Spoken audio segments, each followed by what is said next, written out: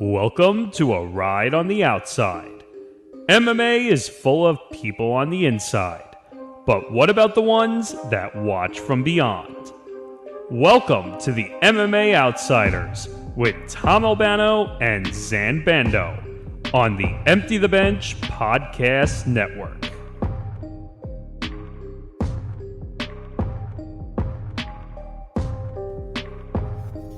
The MMA Outsiders is back in your life. Yes, it's a Friday.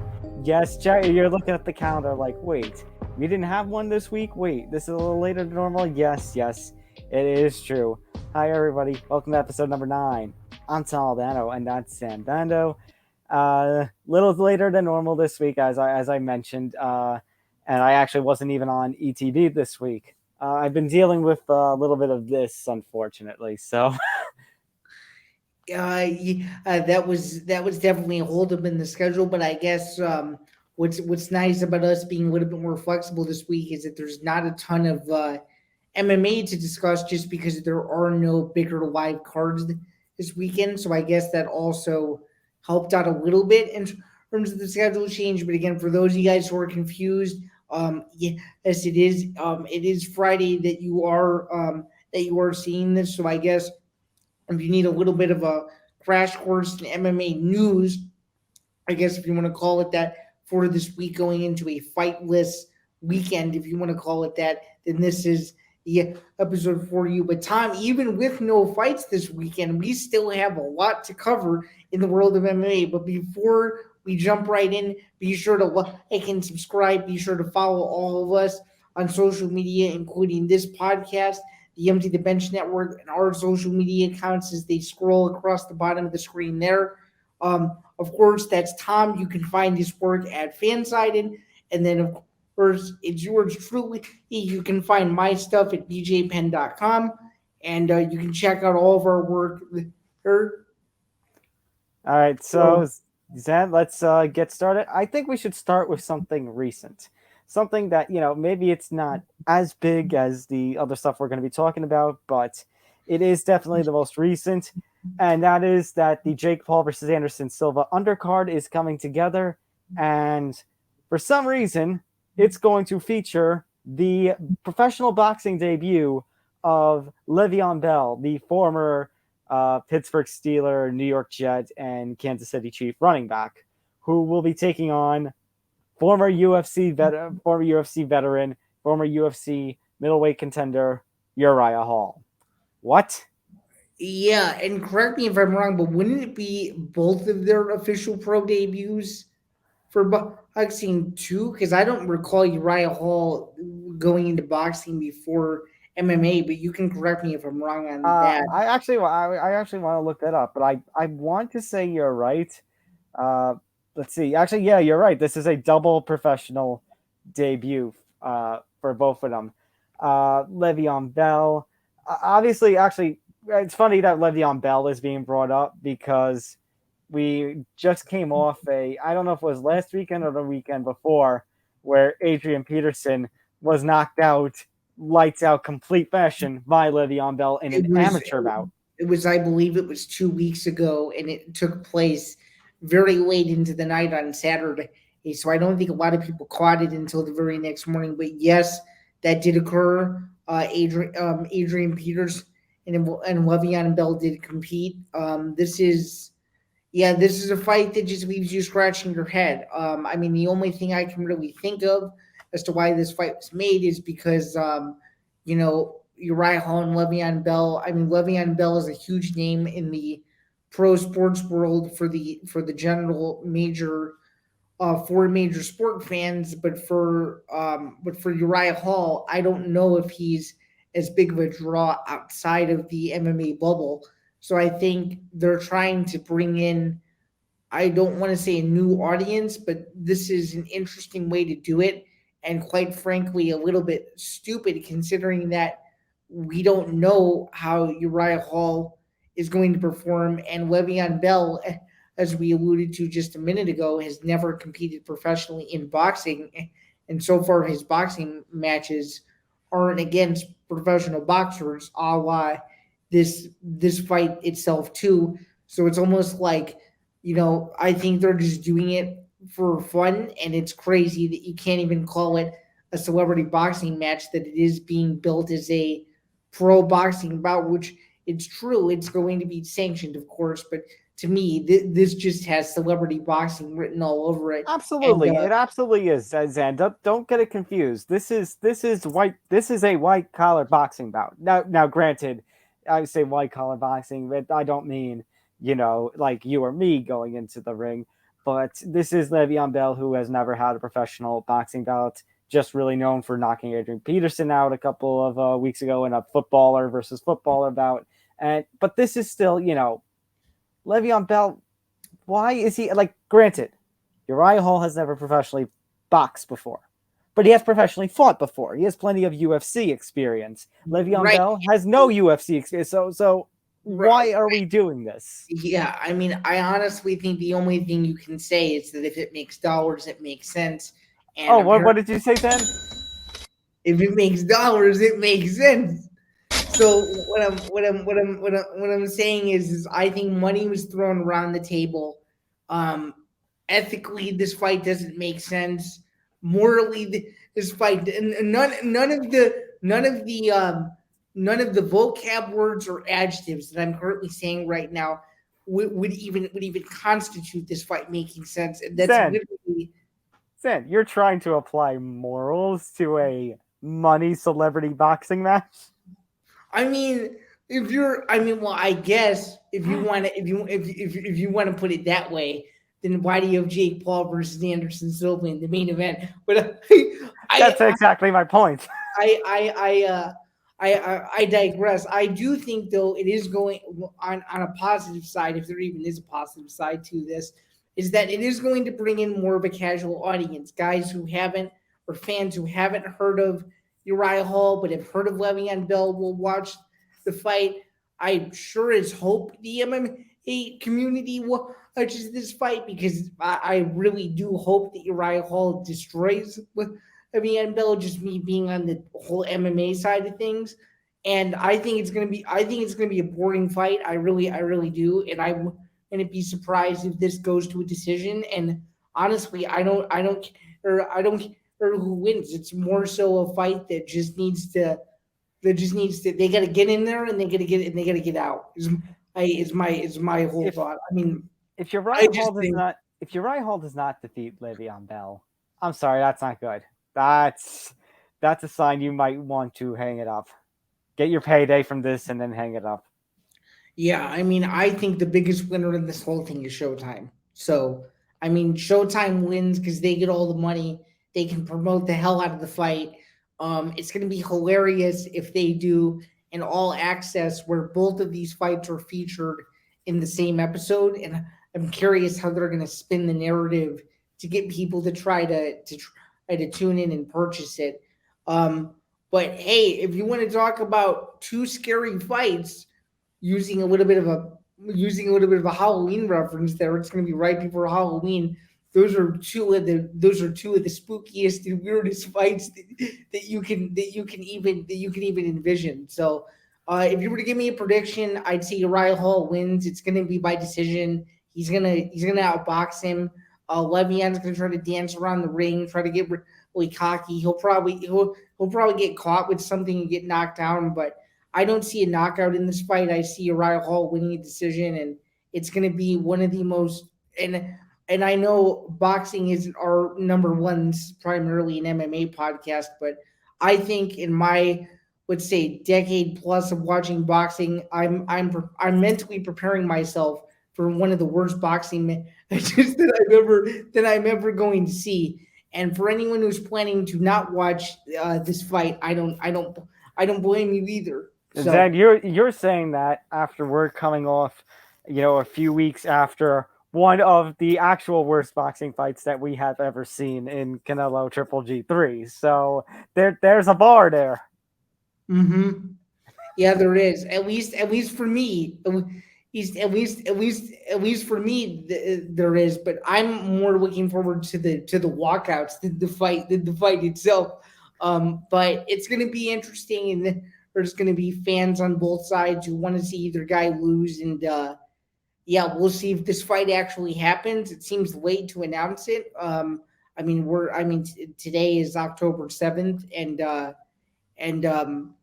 I just think 2 weeks out or 3 weeks out from the fight, I just think it's a little bit. It is weird to announce on this such short notice. I wonder though, Zan, if when Le'Veon makes his walkout, he's gonna wrap himself to the ring with one of his wraps. Yeah, if he does, I wouldn't be surprised. And it's funny that there isn't a betting prop on that because if there was, I would bet yes that he actually would wrap to the ring. It would probably be minus 800 or something. But in any event, I digress. That card is in 3 weeks. Let's talk about something that's a little bit more current, and let's go over last weekend's UFC Vegas card. So the big story out of that is that Mark Zuckerberg, contrary to Dana White's tweet, did rent out the entire UFC APEX, which is he and his wife in the crowd, and it happened. All the speculation, everything that we thought.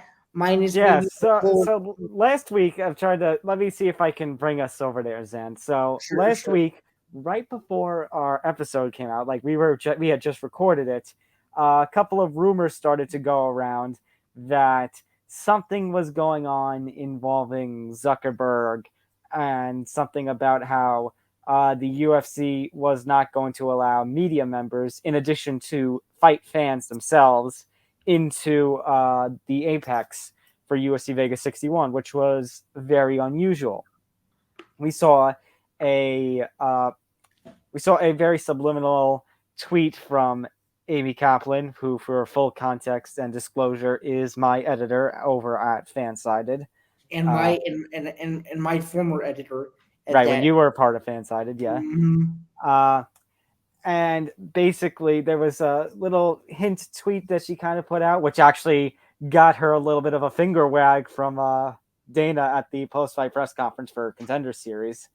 But then the next day at Media Day, because they said Media Day will still offer you guys to come in and for the weigh-ins for that card, Mackenzie Dern, who competed in the main event, kind of what would you say? Let the cat out of the bag. That Zuckerberg I would say she let the cat out of the bag, and I don't want to speculate because that's not what I do. But I would suspect, Tom, that the UFC PR team, and you can agree or disagree with me on this, was probably taken aback that she spilled the beans the way she did. Would you? I bet this earned her no brownie points with the UFC. In addition to losing to Yan Xiaonan, which we'll get into that. Mm-hmm. Yeah, but this was the big story. And then I want to get your thoughts on this too, because it's related to it. The UFC's, I want to call it cryptic tweet that they sent out of Mark Zuckerberg being all of us watching the fights, and the UFC Twitter account just getting roasted for hours and then for tweeting that. I wanted to get your early impressions of that. I want to get early impressions of what you thought were some of the funniest replies. Did you see that? And what did you think of it? I saw the tweet, and can I be honest? That original rumor, which we actually put in a little ticker, a ticker above our normal ticker, about the rumors being that it would be a Metaverse card.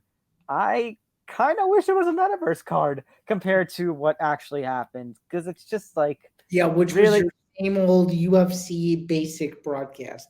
Right, and not just that, but it's like, really, dude, you're gonna flaunt your cash, you're gonna flaunt how you have all of this control, and it's just gonna be you and your wife in the Apex.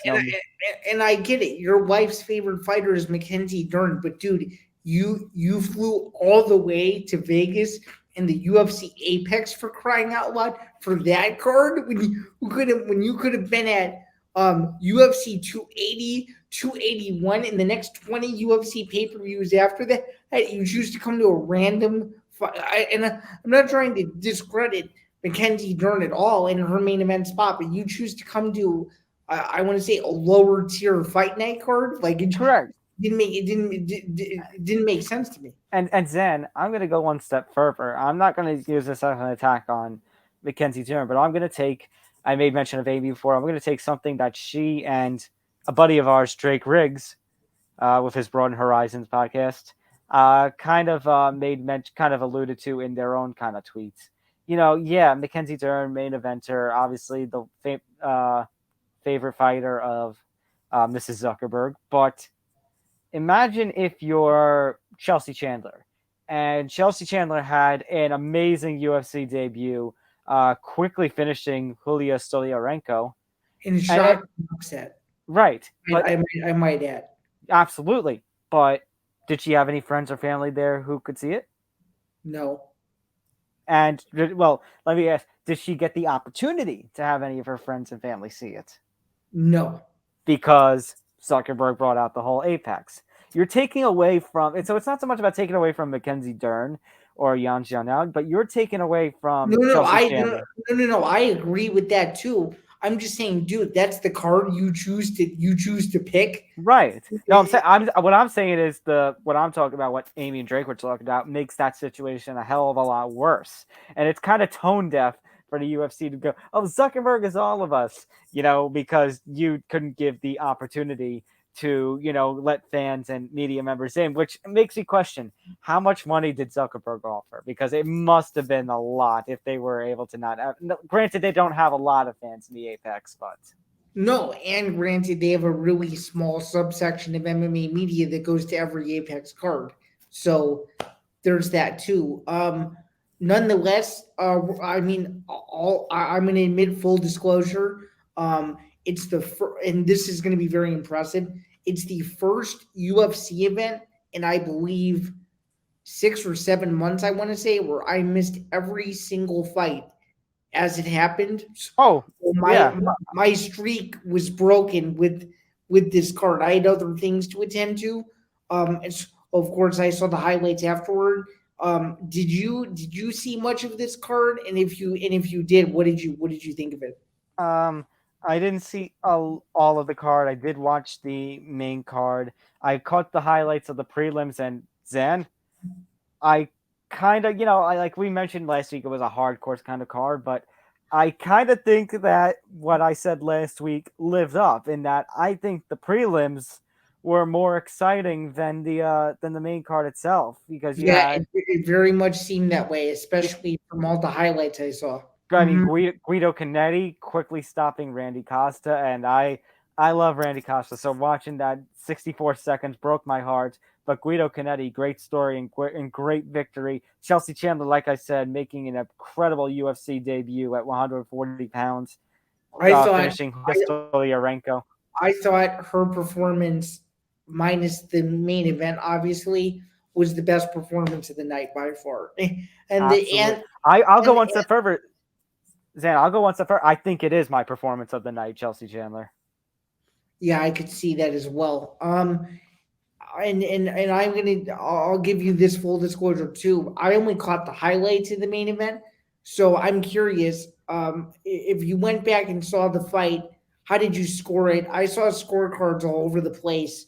I think. What do you think of 47-47? It was tough. I mean, it wasn't my favorite fight of the year, but I can kind of see it.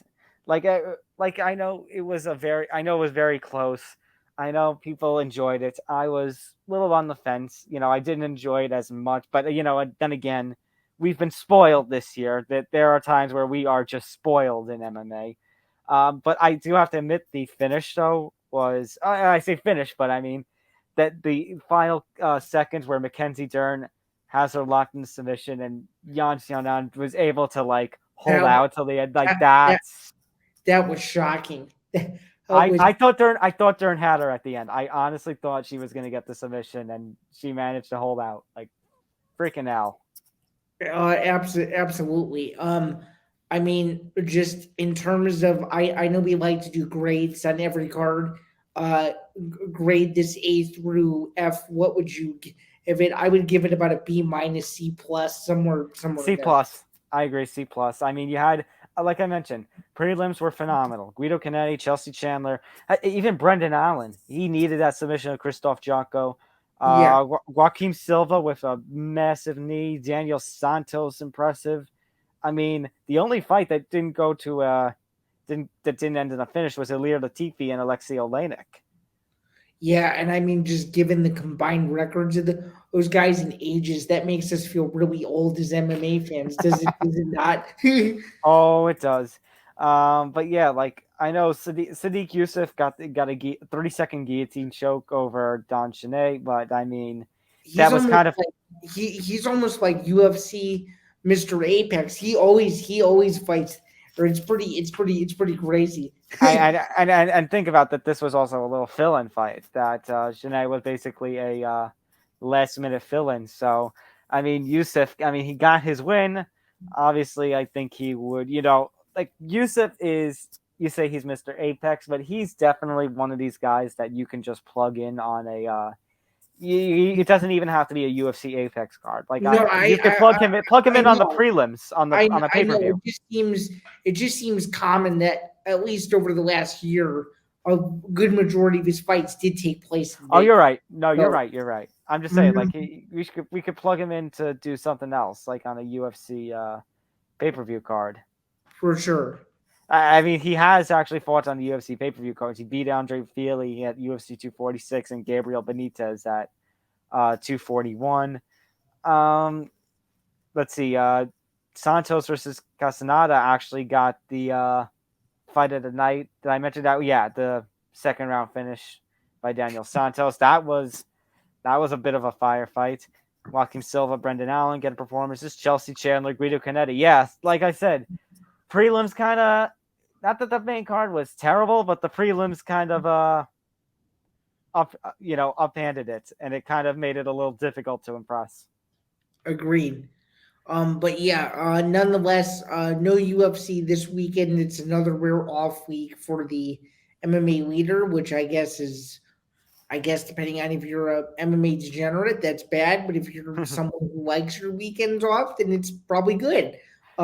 Especially in case you guys don't know this, James Lynch, who we've alluded to a couple of times on this program, posted a really helpful video a couple weeks ago. He gave his few tips on how to avoid MMA burnout. This is one of those cards where I think looking at the play-by-play would have sufficed, especially for the prelims. But for those of you guys who try to watch the card every week, especially with our podcast, you shouldn't feel pressured to. My biggest golden rule is that usually when I don't know if you follow this rule too, but usually when it's a fight night card that I don't really care as much about, I'll watch the main event and I'll look at everything else later. Yeah. If it's a fight night card that I really care about, I'll sit through the whole thing. But pay-per-views for sure. Religiously, I watch all the pay-per-views. So yeah, the pay-per-views are must watch. Usually Bellators are, especially if they have a championship fight like last weekend. If it's just a non-title fight, though, usually it'll depend on what the main event is. PFLs, I think, are usually a must, especially now that we're heading into the championship card in about a couple of months. Right, and they're so rare, like in terms of them not being every week that you can take time out and see them. So yeah. Actually, Zain, that actually reminds me. This is also another thing that we're going to talk about that we need to mention because of a new story to hit. But the PFL, for their 2022 championship card, they are going to Madison Square Garden. They are going to go to the Hulu Theater, not the main stage. But you know what else they're going to? They're going to pay-per-view. Pay-per-view. ESPN Plus pay-per-view. So we have seen little teases that in 2023, the PFL were looking to do a couple of pay-per-view exclusive cards, and that they were looking to do, a couple of fights that didn't involve the regular season, maybe involving Kayla Harrison and those. And, there's actually going to be a fight involving two fighters that were signed by the PFL as of late. that are going to be a little bit of a showcase bout, but on the pay-per-view, that being Marlon Moraes and Shane Burgos. Yeah, two former UFC veterans. A fight that probably could have happened a couple years ago. It's weird to see it in the PFL, but it's definitely a very entertaining fight, especially for someone like ourselves that tries to follow. I guess if you want to call it the Big Four in MMA, UFC, Bellator, PFL, and one. That's one of those fights. But I wanted to ask you this. PFL going to pay per view. We've seen other organizations try to do it. Bellator hasn't done a pay per view card in, I believe, 5 or 6 years. Yeah, the MSG card in 2017. Yeah, that's right with Chael Sonnen. But I'm just kind of curious. Looking at the card and noticing that Kayla Harris and is obviously headlining in the main event for the title. I'm just kind of curious. Is in your opinion, is this? I mean, is this pay per view worthy? Like, I just don't think. I just think a lot of things don't line up for the PFL, considering the weekend that you're having, and it's Thanksgiving weekend. That's a massive weekend. It's the day after Thanksgiving. No, agreed. I mean, I'm just saying. No, I'm just saying, like, Yeah. I don't think it helps. Yeah, absolutely. It's the day after Thanksgiving, as you know, because you follow other sports and I do too. That Friday-Saturday sequence at the end of November with college football is pretty massive. That's also during the 27 straight days of football, or starting in November 2nd or 3rd. There's going to be 27 consecutive days of football, either NFL or college. So that doesn't help either. Also, Zan, I believe that's also the weekend after the weekend of Thanksgiving. I think that's also a big NHL weekend. Mm-hmm. That's when most of the Stadium Series games tend to take place, or the beginning of that whole part of the. It's when the NHL season, I feel, begins to ramp up a little bit. Like, I'm trying to. I know usually they'll pick like a big rivalry to do for. Yeah, usually you do it on Black Friday.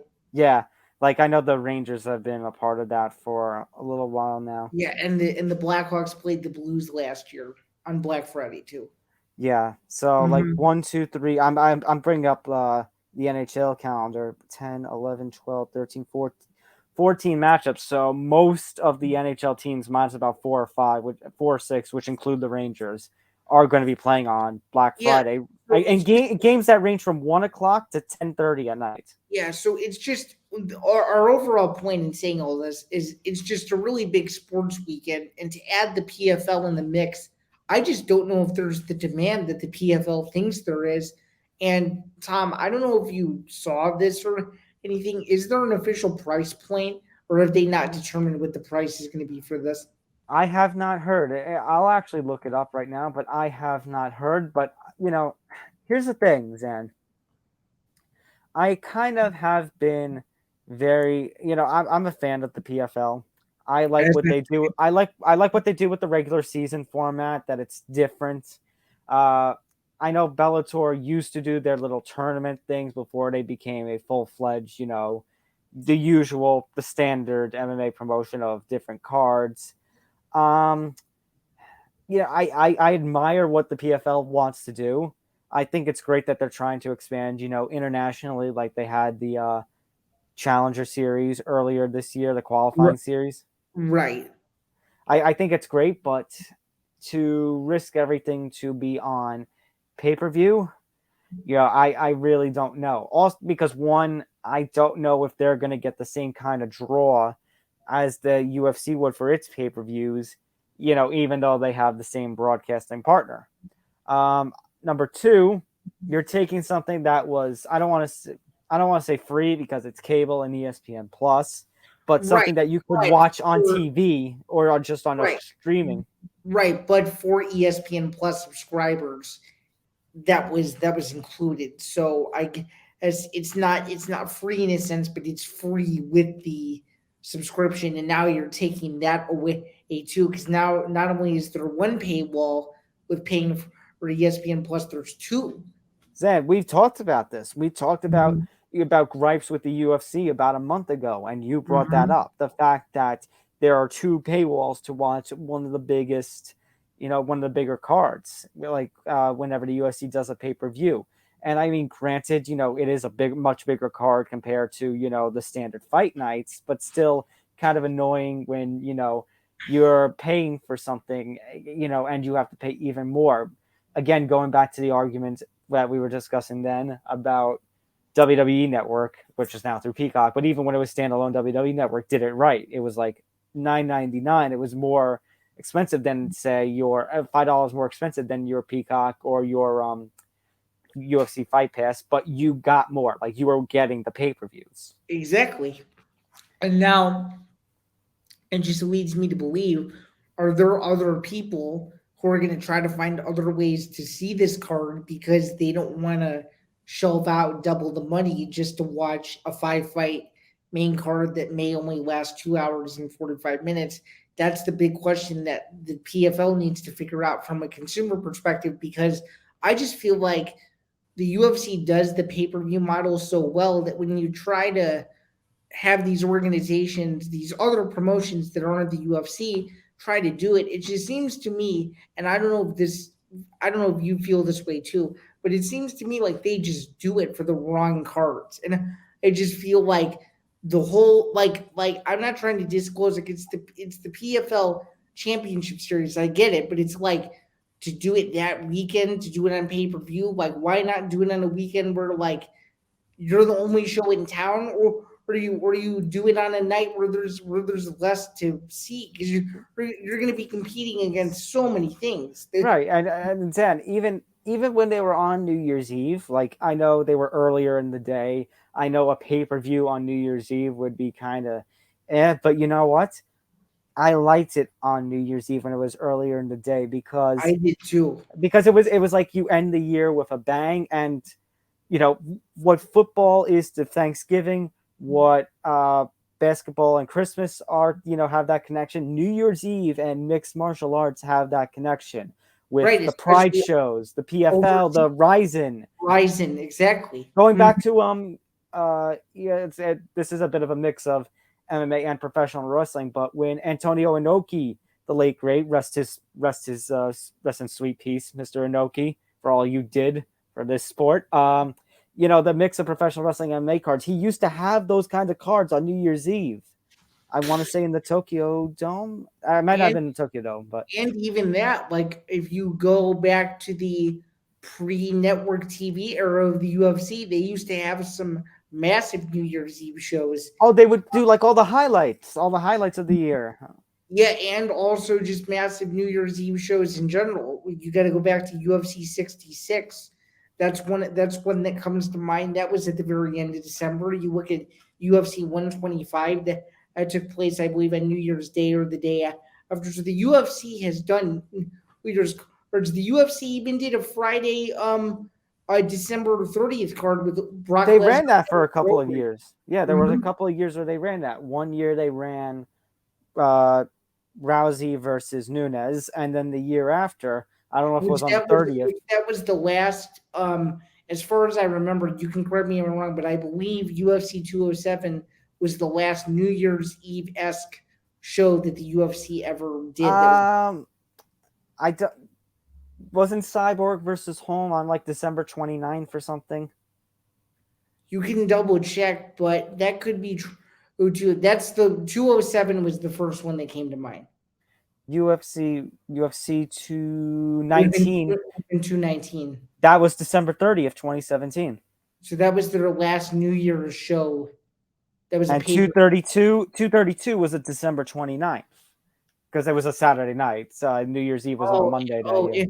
Interesting. Yeah, so pretty much what I'm saying is ever since they've been with ESPN full time, they stopped doing it, yeah. Yeah, they haven't done it.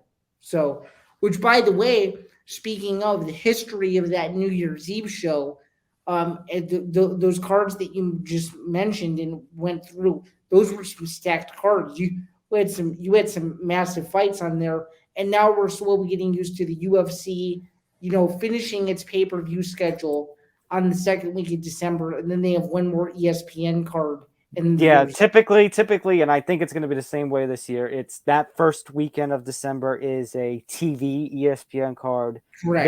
Then it's the pay-per-view card, and then a ESPN Plus wall-to-wall exclusive card the week after. Exactly. That's exactly right. But going back to this original topic, I would love to see the PFL be successful here with the pay per view, Tom. I'll But definitely order. Like, don't get me wrong, I'll definitely order this and watch it because I Mhm. love the PFL and their championship fights. Yeah, you definitely, if you're a hardcore fan, you should definitely support the sport and purchase it. But I don't know if it's going to go the way that ESPN is hoping it will. And if I were to guess, I think they're going to charge. This is just a guess. I think it's going to be $35.95. Let's put it this way: it should not be as expensive as the UFC pay-per-views. No, I know. Typically, it's what $60 for us who are current subscribers. We don't get the new subscription price, so correct. And from there it's like 74.98 or something like something that. crazy like that, and then it Mhm. keeps going up. So for PFL, it should be, I would say, at most half that. So yeah, I would say $30 to $35. Yeah, and don't be surprised if in 2023 or 2024 you could be looking at UFC pay-per-views that charge $100 or more. I'm already like waiting for the day that happens because it's If looking like it's Zan, slowly. if that happens, I'm gonna have a huge debate with myself, honestly.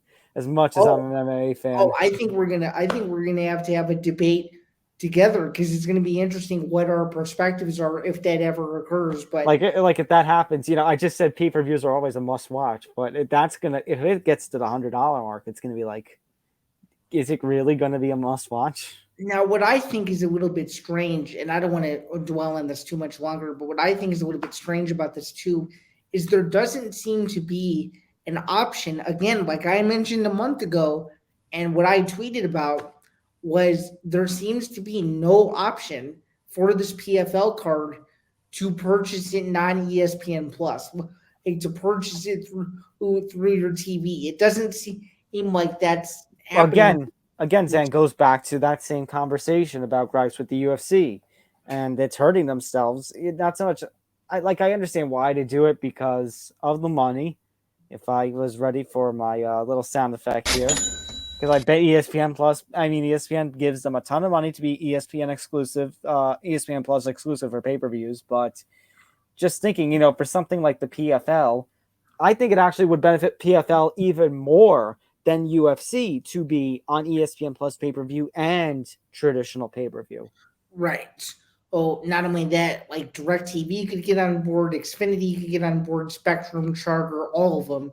They could all get on board, and everybody will be happier that way. This might be a card based on how much sports are going to be on that day. This might be a card that you choose to watch at a barge, so you could watch everything else while the cards going on. That's also not a bad idea either, because you get the mix of everything, including the PFL card.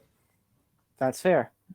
All right, let's get off of this topic. Let's talk about, before we get into Bellator, let's also talk about something else that's going on in the boxing world.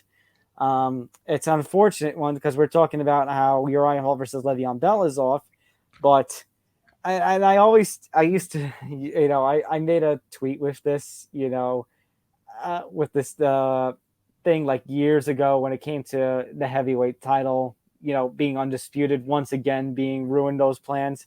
And I'm going to reenact that same kind of tweet, but just with me in the flesh, in the person. I need my narrator voice. And so once again, boxing gets in its own way. Yeah, this is exactly what happened here. As the two of us, we've been following combat sports for a very long time. For anyone who's in the know of the fight game, this is something that should be very unsurprising. This is what boxing does. As Dana White likes to say, every time a big fight happens, it's a going out of business sale. This is another exhibit of that. As someone who's been amped to see this fight, like for months now, I am absolutely, positively disappointed and disgusted that this is where we're at a month out from the fight. This was the stars were going to align November 19th. As far as I know, no major MMA is going on that weekend that was going to conflict with. The only thing on November 19th was a UFC card, and I think AEW was going to do Full Gear, the Full Gear. Yeah, was it going to be the Giga Chikadze card? I think. I believe yes, the Giga Chikadze card is good November 19th. Yeah, so there was going to be that. Obviously, as actually we haven't alluded to this yet, but Bellator was going to be the day before. So really, the whole point is that this was going to be the only combat sports show in town that people really cared about, and it's a bummer that this isn't going to happen. That this isn't going to happen right now.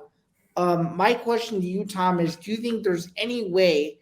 And we're obviously talking hypotheticals here. We don't know what's going to happen, but do you think there's any way this fight gets salvaged somehow, some way, and happens at some point in the near future? Because I think it is destined to happen, but it needs to happen, Zan. It needs to happen, but nevertheless, like it needs to happen, but it will take a Christmas miracle because I've lost all faith because boxing. As much as we talk about trying to bring, the Muhammad Ali Act and et cetera, all the things about boxing to MMA, it's one thing that Dana says right is usually there are boxers, who won't fight the best. And this is that matchup. We've had all these different welterweight champions, and now we're down to 2. We should be seeing who the best is. But nevertheless, this is boxing. And look at all the failure. Seriously, all the failure on both ends, on Errol Spence Jr.'s end and the PBC and Terence Crawford and Top Rank. Like, shame on you guys. Really, we couldn't get a freaking deal here to have one of the biggest. This would be one of the biggest boxing matches of this year, if not topping the heavyweight fight for biggest boxing match. I personally think it is the biggest boxing match of the year, and it's unfortunate that it looks like we're not going to see it. We hope to have better news for you next week or the week after, but I'm not. I'm not very hopeful at this point. What's even a bigger bummer is that what was going to be involved: ESPN, Fox, potentially Showtime, in on this fight, and now it looks like all of that is off the table, and it's a loss for all parties involved. And at the end of the day, this is what happens when you get some greedy promoters that don't like the terms disclosed when they should really be focusing on making sure the fight happens.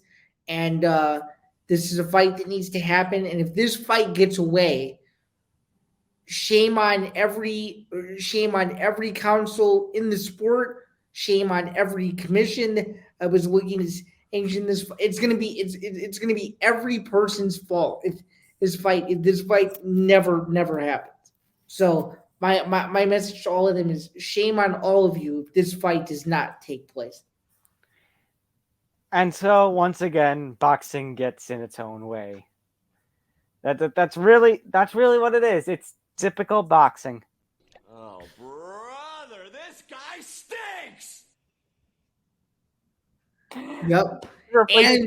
And knowing what we know about the sport, this should come as no surprise. No, and then what's gonna happen? The fight will eventually happen, but the fight's gonna happen too late.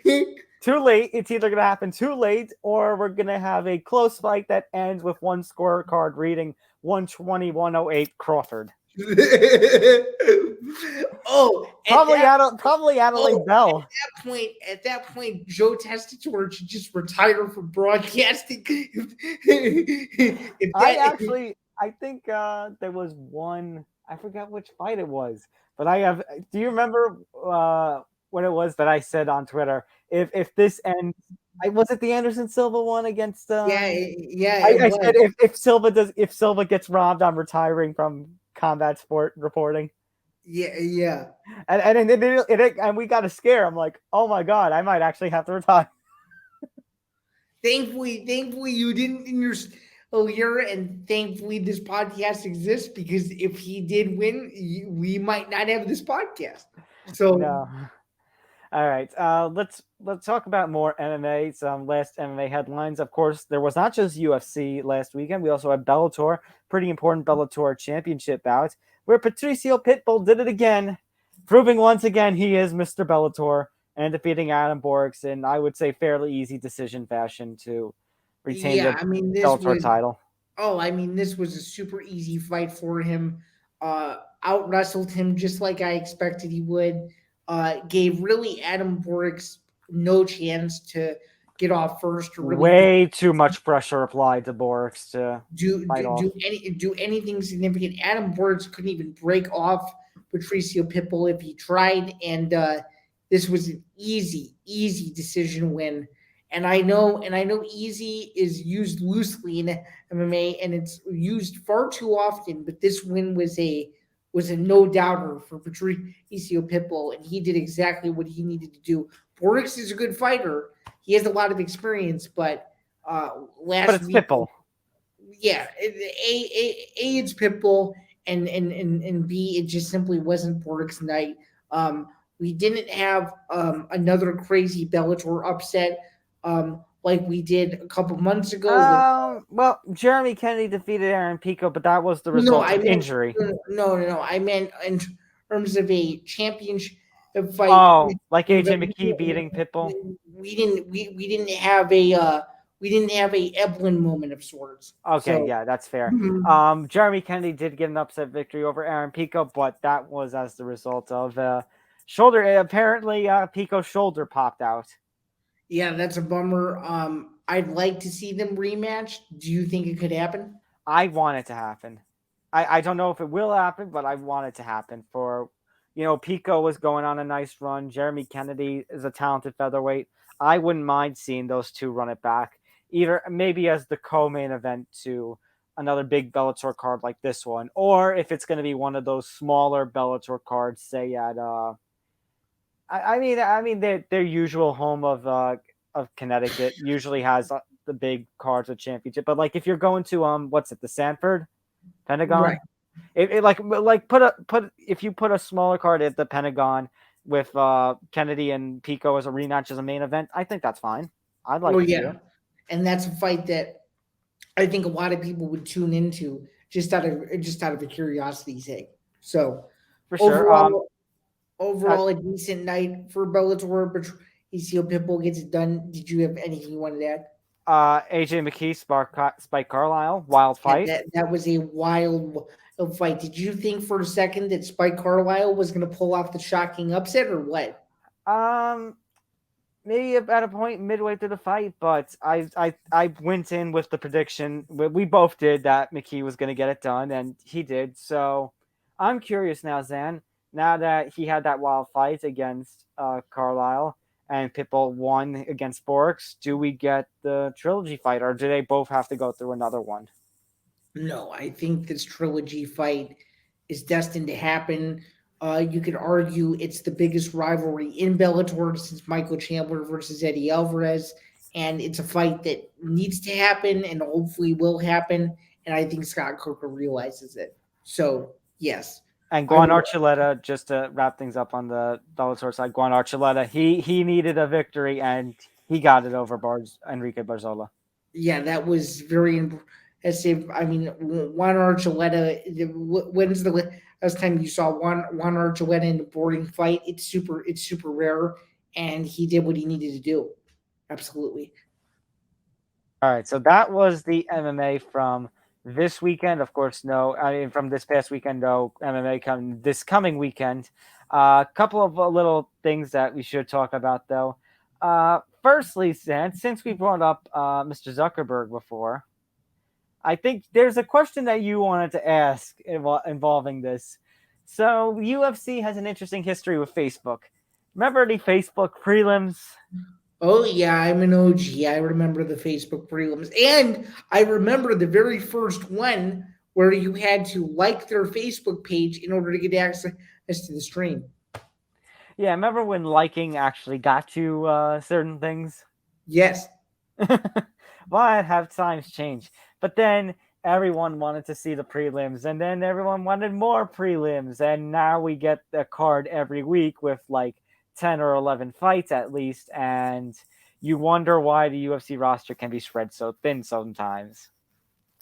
Yeah, and on top of that, when you get 45 plus Dana White Contender Series fighters in, it influxes the roster entirely. So, very true. But you wanted to propose a question with how Zuckerberg, was there and had exclusivity to the UFC APEX, how, it seemed like Dana and Zuckerberg were being buddy-buddy with all this. If Facebook would eventually buy the UFC. I mean, never say never, right? I mean, the UFC were the ones to claim that they weren't for sale when they were for sale, and every other report to William Morris Endeavor, and then 2 months later it happened. So, never say never in the sport of MMA. Could I see it happen? Sure, but I don't see a situation, at least in my opinion, and what I know about the sport and the history that I know about the sport, I don't see a situation where Dana White stays on as president and Facebook buys the UFC. I don't see how that whole relationship mix would even work. Yeah. I don't see. UFC got sold just 6 years ago now. I don't see anybody swooping in and trying to get it at this point. Not yet. Well, they do have one more year on the WME deal. Excuse me, unless they're thinking of extending it. I don't know, but I mean, WME, it's a hot property for WME though, UFC. So I could see an extension. I could totally, because we saw all those reports, coming out of the COVID era where basically, all how important the UFC brand was in terms of how much money WME right, gets. because all of the other departments of WME cut people while the UFC didn't.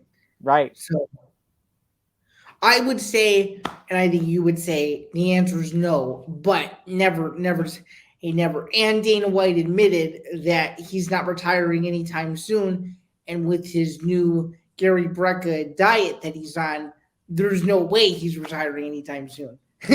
So, yeah, there's that. So, the answer to that question is no, you will not see Mark Zuckerberg become the new CEO or CFO of the UFC. We're not going to see Mark Zuckerberg at the post-fight press conferences. No. Kevin Holland. So Kevin Holland made headlines recently. So he actually made a little social media post where he said, thanks for the cheese. Smell you later. And yeah, we do smell him later as he's taking the main event of the December 3rd ESPN television card, the main event against Stephen Wonderboy Thompson. So it's a miracle because Kevin Holland is not fighting a wrestler. Who would have thought? No. But I seriously, Stan, you can't tell me that you bought his retirement for 1 second. No, of course not. No way. No. The minute I saw that, I said, okay, this is a negotiation ploy. Something's going on here. 100%. What I was going to add to that is MMA going to MMA. Am I right? This happens literally every 2 weeks where there are these fake quote unquote retirements, and then a couple of days later they're back in again. So I need the sound effects from the soundbite from that Strike Force card. Sometimes these things happen in MMA. Yeah, that's true. Right as Gus Johnson proceeds to say, "Gentlemen, we're on national television." but nonetheless, this is a trap fight for Kevin Holland, in my personal opinion. Stephen Thompson's back is against the wall to try to prove that he's still one of the best in the world. This is a fight that Kevin Holland should not be taking lightly. What do you think? Yeah, he can't take it lightly now. I know Wonderboy isn't exactly in championship contention anymore. It seems like I say that as a Wonderboy fan, as much as I love Wonderboy, and he is somebody that, when I was first doing interviews for Fanside in 2019, I did a couple of them with Wonderboy, but coming off the last year. He had the loss to Gilbert Burns, the loss to Bilal Muhammad, and he hasn't fought this year. It's going to be his one and only fight of 2022. So, Wonderboy is not going to be in contention for fighting for the championship anytime soon, even if Usman were to win the championship back from Leon Edwards. However, like you mentioned, he is not. Kevin Holland isn't facing. He isn't facing a wrestler. This is Stephen Wonderboy Thompson is a completely different style.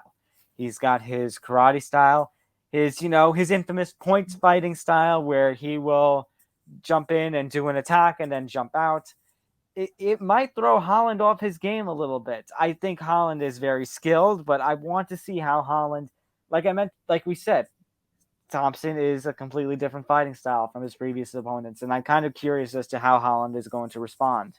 Yeah, I could see this going over 3.5 rounds. I think this one would go to distance. I think it'd go to distance. Yeah, I think Wonderboy could win this fight on points for sure, and I think Holland's going to be more focused on talking to him than actually fighting. As we both know, Kevin Holland likes to talk. Loud mouth. And I got it. And I got to say, the shoes that he and Dana are buying for each other are absurd. I mean, I don't know if you follow their Instagram stories, but it's almost like every week one of those two guys is getting another exotic shoe, and it's getting absurd, but it's funny at the same time. It is absurd. It's absurd, just like Kevin Holland's retirement announcement was absurd. True. But yeah, an early prediction for that fight. Like you, I could see that going the distance as well. But I have to say, it's so weird considering that MMA has no offseason that we still have more news to talk about. Yeah, so we actually do have one more story that we do have to talk about. So I've just put this little, like we have a banner for all these different headlines. I put it as this. So it's an interesting situation that developed. I was watching it develop as I was waiting in the waiting room one day of a doctor's office, to get my elbow checked on. So I see a little tweet from Amy Kaplan, my editor, as I disclosed earlier, saying, something's going, I saw that little graphic of Khamzat Chimaev. His passport has been apprehended in Russia. And Zain, you probably saw me posting the gritting teeth emoji, a couple of them, like, that's not good. And then, I saw that. And then I saw with what Amy was citing, the spinning back fist tweet, the Combate report, saying like, something's going on here. I actually saw a few people saying that this was potentially maybe Khamzat Chimaev getting drafted. However, Brett Okamoto of ESPN would report later that night a dispute that Chimaev, will be able to, his passport is fine, his fights are fine, everything is fine in Chimaev camp. So, Zain, when you were watching all of that, what did you make of that? I don't want to throw it. I just want to disclose, and you know this pretty well, that I'm pretty positive when it comes to my social presence. So I didn't want to jump in and dispute anything. But I will say this: it was very interesting to watch this, just considering that there's this thing in the MMA media, and I'm not calling anybody out. I'm not even calling you out or myself out on this at all. But there is this thing in the MMA media where every single person who's in the industry wants to be first. And I think it was a case of maybe one outlet slipping up and not having all of the necessary information, because it was confusing reading one headline that says that his passport wasn't good, and then you scroll a little bit more and you see another headline of another story from an entirely different outlet that says that his passport is fine. It was very confusing to watch, and it left me saying, what the hell is going on here, as I was trying to figure it out. That's what was going on. And Right. There's been, there seems to be tons of backlash online from MMA Twitter about it, and the kind of the whole thing from a journalism perspective. And I don't mean to call any of the MMA fans out by any means, but the fact of the matter is that a lot of MMA fans, I would say probably 99.9% of MMA fans, probably don't understand how breaking news works, and that breaking news can shift and change at any point. And that's exactly what happened with this story. There was a reporter that came out that his passport wasn't good. It was later reported later that day by probably the most credible ESPN MMA source on the planet at his passport was fine. And it just goes to show that a story can change at a moment's notice. Correct, but Zan, there's also another underlying factor. And now I don't want to take anything away from Brett Okamoto. Brett Okamoto does a tremendous job at what he does, but Brett Okamoto works for ESPN, and ESPN is the television partner for the UFC. So of course he's not going to produce anything that's going to rile up the UFC. If there's an opportunity to, do a kind of a saving grace story like that you're referring to, of course he's going to write it. Yeah, but more so my point is like, would you ever think that Brett Okamoto would tweet something that was quote unquote wrong? I don't think so. Not really, no. I mean, here's the thing, like, this is a situation like kind of like you, where I'm a little, I don't know, I didn't know what to make heads or tails of it. I didn't know what to make heads or tails of it, but it was just kind of weird because if you're talking about journalism rules, though, you saw Spinning Back Fist and you saw Khamzat, really push for it. So it was like, okay, these are multiple sources saying the same thing, credible sources as well. So it's Right. like, okay, Two. okay, Two, in two, fact. right? Yeah, you know the rule, 2 or 3 credible sources. Okay, so there is some legitimacy to this. Right, exactly. So Exactly. And it does seem weird, right? When you have a credible story, like, okay, there's some credibility to this, and then come to find out, what Okamoto tweets. But I guess it goes to what you said, breaking news is breaking news, and it can change. I forget which site it is. I think it's Pointer, but somebody has a when a tragedy kind of strikes. Like, I think back to whenever there's a mass shooting, like they have a thing where it's like, okay, the 10 things to remember, when it comes to news, when you're doing research for something, like when you're breaking news or a tragedy, like there are 10 things to remember, and one of those things is the news can change. right, and that's exactly what happened in this instance. The news changed. It developed. Mm-hmm. So But nonetheless, you got to call out the fans a little bit because the fans went absolutely berserk over this. And I feel like if you're going to tweet something and say like, "Oh, this is incredible" or whatever, like if you're gonna say something like that to any journalist, it doesn't matter who it is, step into their shoes. right? Step into their shoes a little bit, and you should have some facts to back it up. Because if you have nothing to say that is factual about their reporting or their track record, then you shouldn't be talking about it. Absolutely So, not. And don't get me wrong, it is on us as the journalists, as the MMA media, to do our job and do it right, do it better, But again, it is an industry in which news can change on a dime, in which multiple reports can come out, in which, yes, there are still some biases that you have to take note of. Like whenever ESPN, like you said, ESPN, the worldwide leader of sports, they produce, they are very credible when it comes to when it comes to this stuff, and they have a very credible staff. But there will always be the undermining factor of that they are the UFC's television partner, so they won't do anything to shake up the beast.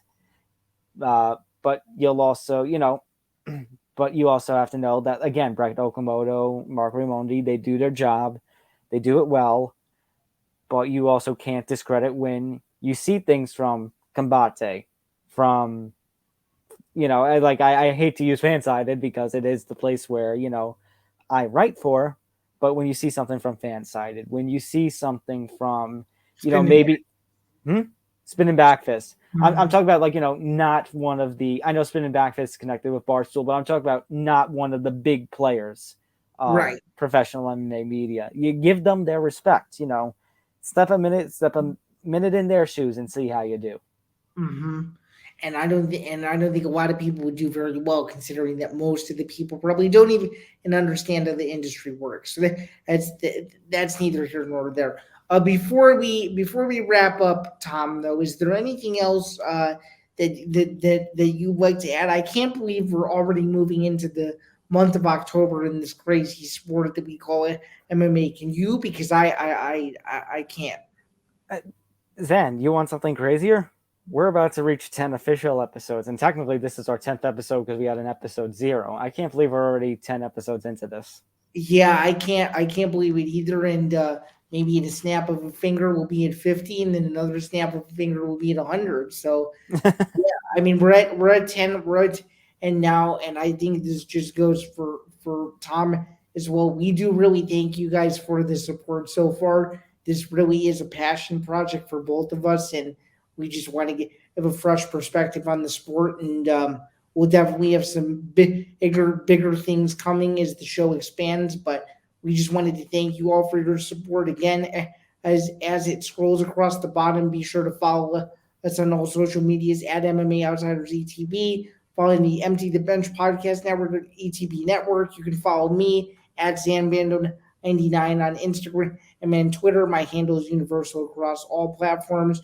You can follow Tom at Thomas J. Albano and at Tom Talk Sports 9 as well. So those are all of the different ways you can find us. If there's anything that you guys would like us to cover in a future episode, please let us know. We're always looking for new ideas to make the show better. And of course, be sure to like, subscribe, and ring the notification bells so you don't miss anything Empty the Bench related or anything MMA Outsiders related either. Absolutely. So, for Bando, I'm Tom Albano. We'll see you for episode 10 of MMA Outsiders. Hopefully next week, back on our normal Tuesday morning schedule release. And if there's anything to leave off on, it is be Joe Piper. Be Joe Piper. Good night, everybody. Good night, everyone.